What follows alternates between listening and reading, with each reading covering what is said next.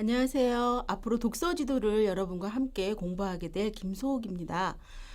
저는 유아교육도 전공하고 문예창작도 전공하고 그래서 이제 독서 지도를 꾸준히 아이들과 함께 하다 보니까 독서가 치료적인 효과가 있다 해서 지금 현재는 여러분이 흔히 아시는 독서 심리 상담을 강의하고 있고 함께 공부를 하고 있는 사람입니다. 여러분에게 독서 지도를 제가 쭉 해왔던 부분과 그리고 제가 또 알지 못하는 부분까지 서로 공부를 해서 여러분께 앞으로 전하게 될 텐데요. 독서 지도라는 거, 우리가 독서 지도를 생각할 때 가장 어렵게 생각하는 게 책이잖아요. 그런데 이 책이라는 것 자체가 작가가 독자를 위해서 독자와 호흡하기 위해서 써놓은 것이기 때문에 어떻게 호흡하는지를 아이들에게 가르쳐 주는 것만으로도 독서 지도는 충분히 가능하다고 생각하고요. 앞으로 24차시 여러분들께 이제 집중적으로 해야 될 것은 책이라는 게 어떤 건지, 책의 내용은 어떤 건지, 그리고 그 전달하는 방법은 어떤 건지에 따라서 독서 지도하고 또 글쓰기 지도를 이렇게 병행해서 함께 공부를 하시게 될 겁니다. 앞으로 잘 따라오시고 저의 이끄심대로 한다 그러면 독서 지도 충분히 가능하다고 생각합니다. 오늘은 첫 시간인데요. 독서 지도의 목표와 내용에 대해서 이제 공부를 하게 될 겁니다. 처음으로 이제 공부를 하려고 시작을 하는 거 보면 독서 지도라는 거 어떠한 개념인지부터 이제 차분차분히 알게 돼야 되는데요. 자, 한번 볼게요. 순서대로 지금 보시면 독서 지도의 의의와 목적이에요. 독서 지도는 어떠한 의의를 가지고 있고 어떠한 목적을 가지고 해야 되는지, 이 목적이라는 것 자체가 돛대의 역할을 합니다. 그래서 나침판의 역할을 하죠. 그래서 내가 이 아이에게 어떠한 지도를 해야 되는지 핵심을 가지고 별을 보듯이 찾아가는 그런 것이기 때문에 여러분이 이제 목적이나 이런 부분도 이론적이지만 아시고 있을 필요가 있는 거죠. 그리고 다음으로는 독서 지도의 목표와 내용인데, 우리가 이 내용을 어떻게 전달하는지도 이제 알기 위해서는 처음으로 배워야 될 이론에 속하는 거죠. 독서 지도의 의의와 목적부터 살펴보면, 독서 지도라는 것은 올바른 가치관을 갖게 해서 인격을 형성하는 데 도움을 준다고 하죠. 이 가치관이라는 게 뭐냐면, 여기서 보면 사물을 보는 눈이나 생각하는 관점을 얘기하는 거예요. 사물을 그냥 눈을 뜨고 무언가를 봤을 때 그것이 그냥 다가오는 대로 저거 꽃이구나, 저거 나무구나, 이렇게 바라보는 것이 아니라 그 나무가 하는 이야기, 꽃이 하는 이야기를 함께 보는 것이라고 생각을 할 수가 있죠. 그리고 또 사물이 벌어지는 사건들이 있잖아요. 그 사건들을 봤을 때 A라는 사람은 똑같은 사건에서 B라는 행동을 했는데 C라는 사람은 다른 행동을 해요. 그럼 누가 틀리다, 옳다, 판가름하기도 어렵고 자신의 관점이 있어야 되는데 책 속에는 이러한 여러 가지 가치가 함께 있다는 걸 알 수가 있어요. 두 번째로는 지식과 경험을 넓히고 자아실현의 의지를 길러줘야 돼요. 자아실현의 의지라는 것은 자기 자신이 원하는 것을 해 나갈 수 있는 이런 의지를 길러주는 거죠. 여기서 보면 언어 능력이야말로 기초학력 중에서 가장 우선시되는 중요한 역할이다. 왜냐하면 말이라는 것도 언어에 속하지만 글이라는 것도 언어에 속하죠. 그런데 어떤 사람은 말만 하고 어떤 사람은 글하고 함께 한다 그러면 어떤 것이 더 풍부하겠어요. 그래서 우리는 이 언어, 총 말하고 듣고 읽고 쓰고 이 네 가지 영역을 모두 통틀어서 독서를 통해서 배울 수 있다는 거죠. 그냥 기역, 니은, 가지, 나비 이런 식의 어떠한 암기가 아니라 책을 통해서 충분히 배울 수 있다는 거죠. 그리고 또 하나는 책을 통해서 간접 경험을 할 수가 있어요. 이것이 가장 독서에서 핵심이라고 할 수가 있죠. 사람은 정해져 있는 시간이 있잖아요. 그런데 그 정해진 시간 중에 모든 걸 다 경험할 수가 없어요. 여자로 태어났으면 여자로서의 어떤 경험밖에 못하고요. 그리고 아이는 어른들의 경험을 못해요. 그러면 우리는 그걸 생각할 수 없냐 이거죠. 아니죠. 책을 통해서 무엇을 보고 무엇을 생각하고 느끼냐에 따라 충분히 간접 경험도 가능하고 그것이 독서의 지도의 또 의의가 되는 거죠. 세 번째로는 자율 및 학습 방법을 익혀주며 평생교육의 기초를 닦는 데 유용한 수단이다. 평생 교육이라는 거 여러분도 지금 교육을 받고 계시기 때문에 평생 교육이라는 거 충분히 이해하실 거예요. 그런데 자율 및 학습 방법이라는 거 이거는 학습 방법 그러면 책을 어떻게 읽고 어떻게 하는지 어떻게 쓰고 이런 것만이 아니라 자율 및 학습 방법이에요. 그래서 자기가 스스로 어떻게 자기한테 맞는지를 보고 그것대로 행한다는 거죠. 그래서 지금 보게 되면 현실 사회에 적응하고 앞날을 개척해 나가기 위해서 독서를 한다라고 얘기했어요. 우리가 가정이라는 사회가 있고 그리고 학교라는 사회가 있고 그 밖에 여러 가지 집단이 있죠. 그것을 자기가 딱 똑같은 행동, 똑같은 마음으로 그 자리에 있다 그러면 틀려요. 왜냐하면 가정에서는 자녀의 역할, 또 어머니의 역할이 있어요. 그런데 학교에 가서도 나 어머니의 역할 할 거야. 이렇게 만약 제가 교사면 나 엄마 역할 할 거야. 이렇게 얘기를 한다 그러면 엄마하고 교사는 엄밀히 다르거든요. 근데 그러한 것을 아이들도 마찬가지예요. 내가 어떤 역할을 어느 장소에 가서 어떤 역할을 해야 되는지는 그 장소에서 정해진 그것을 답습을 해야 되는 거예요. 훈습을 해야 되는 거죠. 그래서 이러한 것을 독서에서 깨달아야 된다는 거고요. 또 보면 창의적인 사고와 비판력을 길러줘야 된다. 창의적인 사고, 비판력 많이 듣는 얘기죠. 그리고 독서를 통해서 어떻게 발전할 수 있는지는 우리가 이제 차분히 하나하나씩 배우게 될 거지만 미리 얘기를 드린다면 창의적인 사고 이거는 글 쓰는 데만 해당되는 거 아닌가요? 라고 생각하지만 그렇지 않습니다. 비판적, 논리적 사고, 그 다음에 실행 능력 모든 것이 창의적인 거예요. 다른 사람과 그대로 따라하는 것이 아닌 자기화시켜서 내면화시켜서 무언가 행동한다면 그 모든 게 다 창의적인 거죠. 그런데 조금 더 문학적으로 창의적인 것은 어떤 활동을 해야 되는지를 알 필요가 있지요. 그래서 이제 비판력이라던가 이제 논리적인 사고 이런 것을 기르는 게 독서지도의 의의라고 할 수 있어요. 지금 의의를 좀 너무 길게 얘기했다 싶죠. 근데 우리가 독서지도를 할 때 어떠한 독서 지도를 해야 되는지를 아실 수가 있는 거예요. 자, 프란시스 베이컨인데 이 베이컨은 유명한 말을 했어요. 이게 지금 현재는 아니지만 제가 예전에 제 명함에 뒤에 넣고 다녔던 글귀예요. 그래서 전 정말 좋아하는 글귀거든요. 독서는 완전한 인간을 만든다. 독서는 완전한 인간을 만들고요. 대담, 이게 이제 토론이라고 할 수 있지요.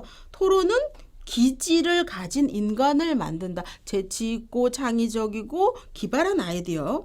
그리고 글을 쓰는 행위는 정확한 인간을 만든대요.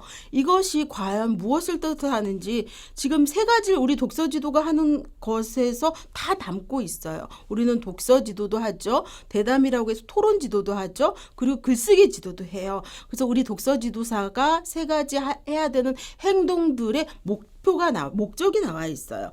독서라는 거 책을 읽을 때 완전한 인간을 만들어요. 완전하다는 말 자체가 너무 완벽한 것을 생각하다고 생각하지 마시고요.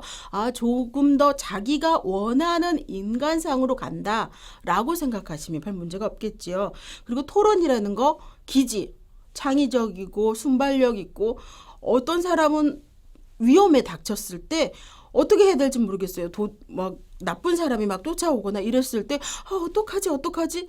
그런데 많이 책을 읽은 사람은 그때 대문 뒤에 숨으라고 했지? 아니면 바위 뒤에 숨으라고 했으니까 바위는 없는데 대문 뒤에 숨는다던가 이런 식의 기질을 발현할 수 있지요. 그리고 또 글을 쓰는 거. 제가 동화 작가이기 때문에 글을 쓰는 것에 대해서 특별히 이제 관심이 많은데 글 쓰는 건 어떻게 하냐면 정확한 인간이에요. 그러면 틀린 걸 하면 안 되나요? 그게 아닙니다. 글을 쓴다는 것 자체가 정확하다는 거는 뭐냐면 자기가 전달하고자 하는 것을 타인에게 정확히 전달한다는 뜻이에요. 그렇기 때문에 정확한 인간을 만든다는 건 자신이 원하는 인간상이나 자신이 발현하고자 하는 그런 인간상을 얘기하는 거죠. 이거에 대한 설명이 약간 나와 있거든요. 그것을 보시게 되면 독서와 더불어 생각하게 될 때 비로소 사물에 대한 이해와 판단력이 넓다, 빠르다라고 나와 있어요.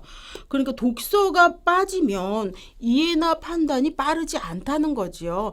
그러니까 누군가의 강의를 들었어요. 지금 제 강의를 듣고 있죠. 그런데 그 강의만 듣고 난 잘 알 것 같아 라고 생각하고 여러분이 만약 독서지도사 자격증을 따고 더 이상 독서지도에 대한 책을 안 읽는다고 생각해 보세요.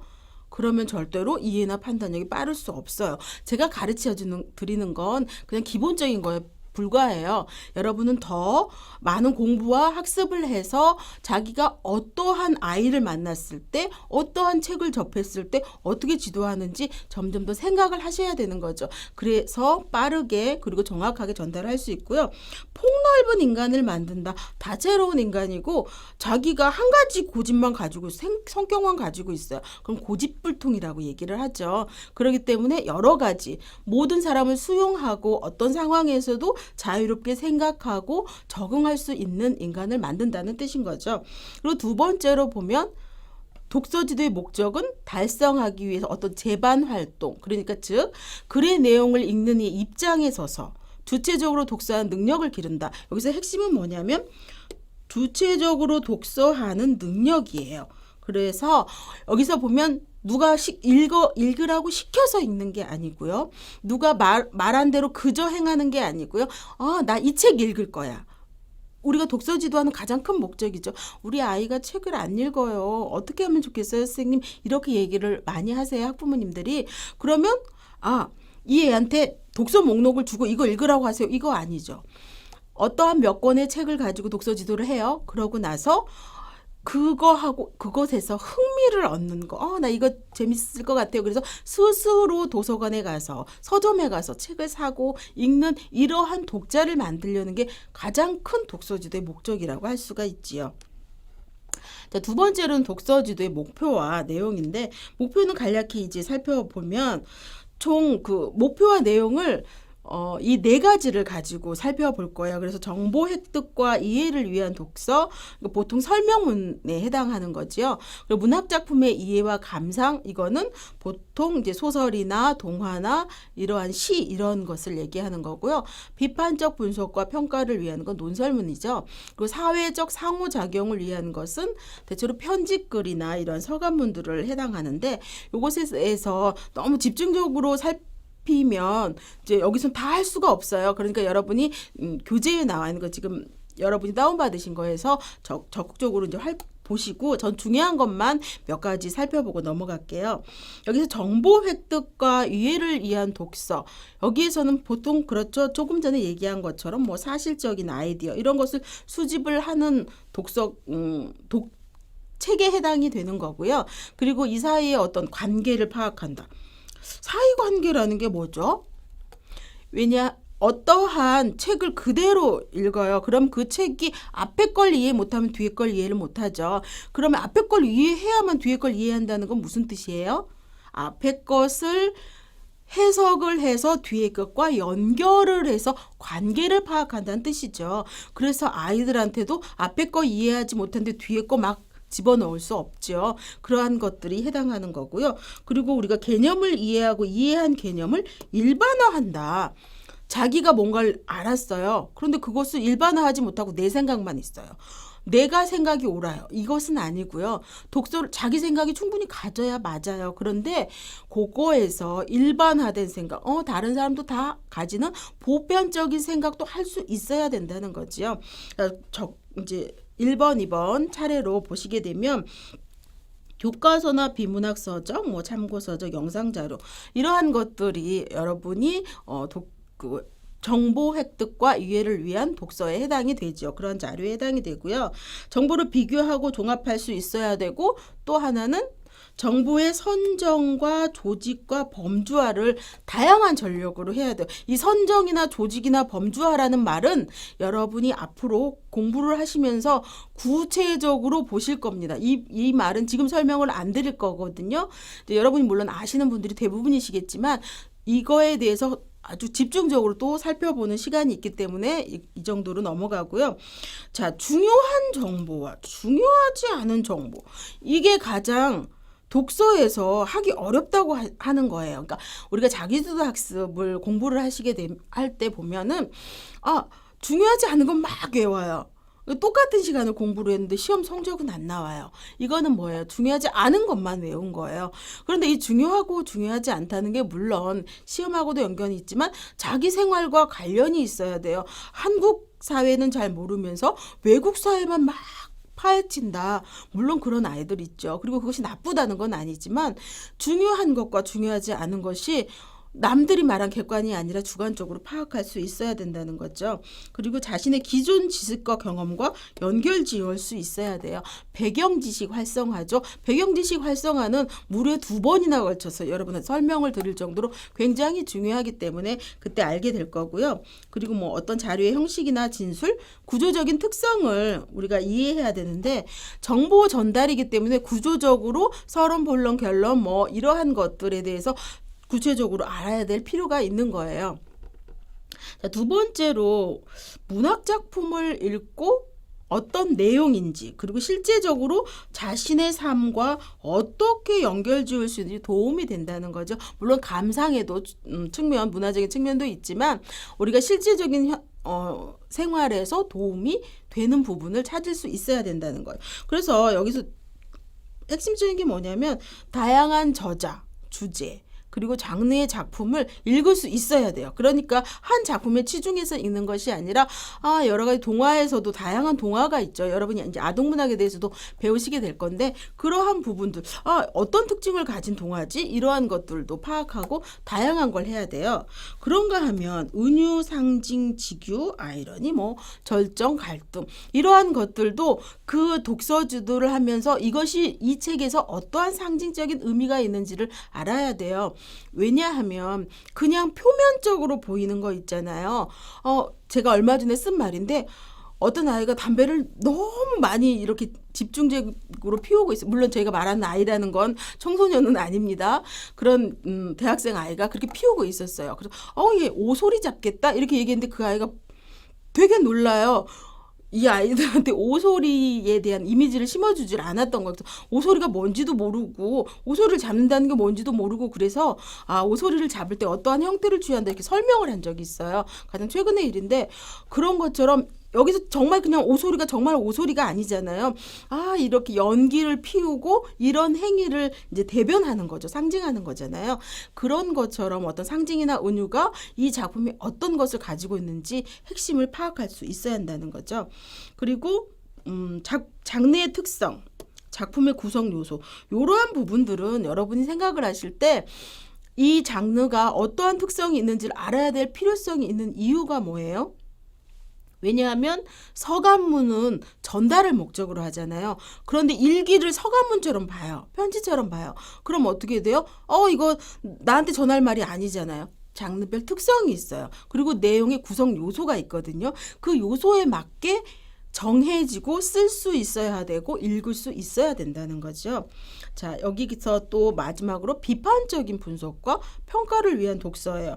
비판적이라는 건 뭐예요? 자신의 생각이 있고 그것을 이제 경험한 대로 하는 건데 우리가 제시한 아이디어, 경험, 주요 문제 이런 것들을 우리가 분석할 수 있어야 돼요. 내가 생각하고 있는 것과 책에서 나온 것이 어떻게 다른지, 어떻게 비슷한지, 그리고 어떤 다른 방향이 있는지를 파악할 수 있어야 한다는 거죠.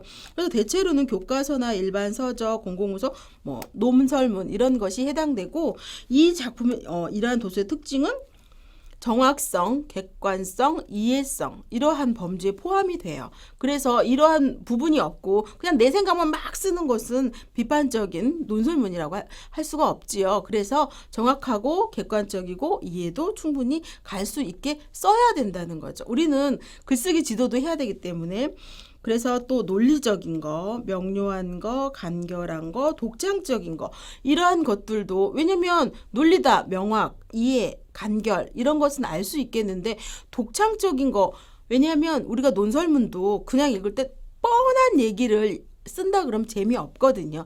자기만의 논리적인 것을 썼을 때 논술 시험에서도 점수가 높아지잖아요. 그런 것들이라고 할 수가 있지요. 그래서 사회적으로 우리가 어떤 상호작용을 하는 것들을 보면 의사소통이 가장 큰 핵심이라고 할 수 있어요. 그래서 그런 의사소통을 어떤 대상과 하는지 어떻게 써야 되는지 이제 알 수가 구체적으로 봐야 되겠죠. 그래서 친지나 친구, 전자, 우편 이러한 것들이에요. 그리고 또 하나의 특징이라는 것은 아이디어와 흥미를 고려해야 돼요. 누구한테 쓰느냐에 따라서 어떤 내용을 써야 되는지를 알 수 있어야겠지요. 여기까지 이제 여러분이 독서지도의 목표를 보셨고, 내용은 그것에 해당된 것 중에 틀린 부분만, 다른 부분만 이제 간략하게 설명을 할게요. 여기서는 어떤 자료인지는 이미 설명을 다 드렸고, 이러한 것들을 좀 활동을 하시면 되는데, 여기 설명적인 글에 제시된 자료, 사실, 아이디어를 해석하기 위해서 어떤 걸 하라고 했지요? 규정하기, 분류하기, 추론하기 등과 같은 어떤 사고 기능을 활성화시킬 수 있는 작업을 해야 돼요. 근데 이러한 부분도 여러분이 후에 차분하게 이렇게 배우게 되실 겁니다.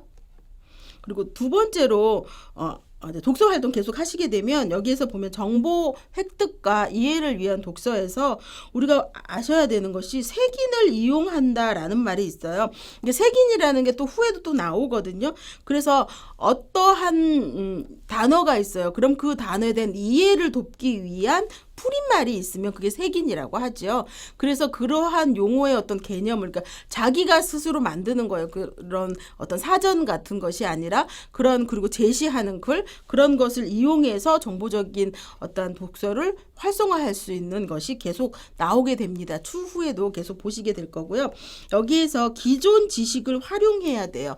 새로운 지식과 기존 지식을 믹스를 하죠. 그래서 새로운 것과 함께 해서 어떠한 발전을 할 수 있는지, 그러니까 계속 받아들이기만 하고 자기화나 내면화를 하지 않으면 별로 도움이 안 돼요. 그렇기 때문에 우리가 추후에 기존에 알고 있는 것과 새로운 지식을 결합하는 작업이 반드시 필요하다는 거죠.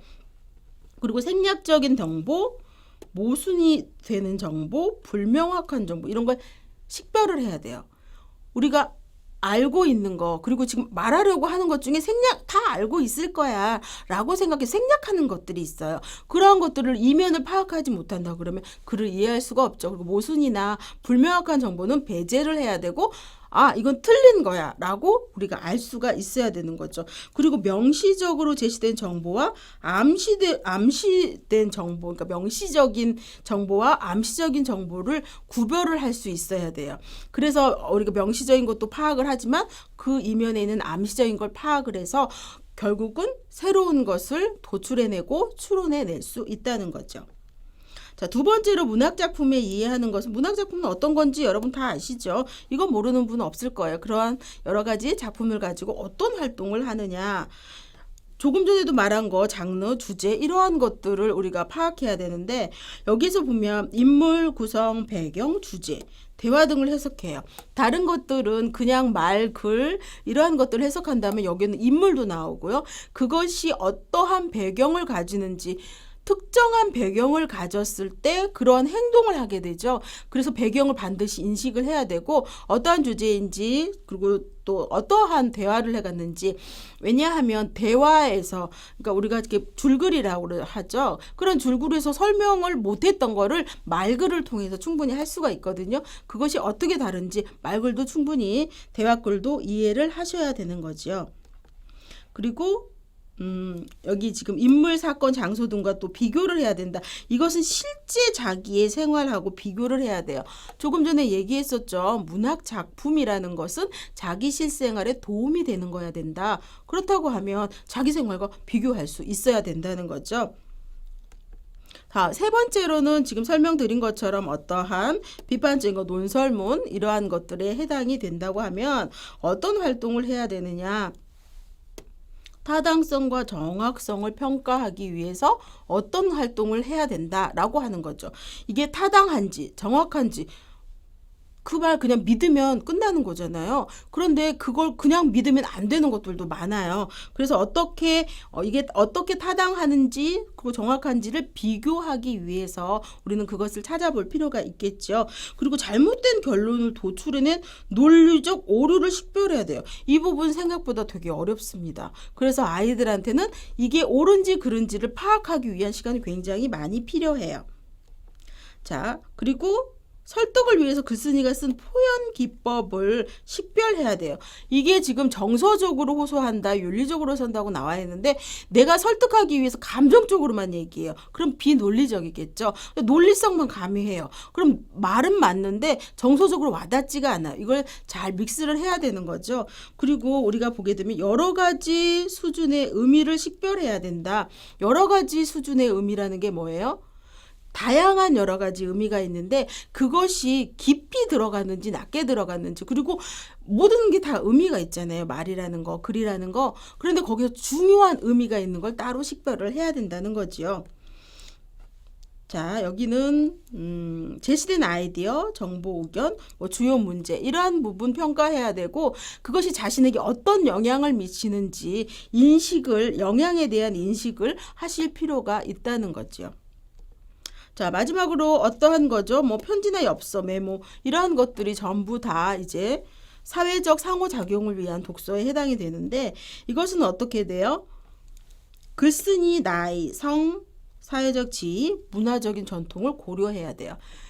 전달하는 거잖아요. 자기의 어떠한 정보나 생각을 이렇게 전달하면서 서로 소통을 하는 그런 거잖아요. 그렇기 때문에 어른들한테는 존댓말을 써야 되고요. 친구한테는 이제 편안한 말을 써야 되고, 그리고 자기가 중요한 자리에 생일 잔치 오라고 하는 내용과 그냥 안부를 묻는 내용은 전혀 다르죠. 그렇기 때문에 그러한 것들 함께 하실 필요가 있는 거고, 적합한 표현 방식. 그러니까 내가 지금 생일잔치 오라고 하는데 두리뭉실하게 어디에서 오라고 어느 장소에서 언제 모이는지를 잘 얘기 안 해요. 그러면 생일잔치 초대를 못 하겠죠. 이러한 부분들을 지금 함께 보시는 거라고 할 수 있어요. 자, 여기까지 지금 보셨고요. 이제 지금 독서 지도의 어떤 대략적인 부분을 보신 거고, 지금 제가 얘기한 하나하나를 앞으로 계속 풀어서 얘기를 계속 진행하게 될 겁니다. 자, 지금까지 수고하셨습니다.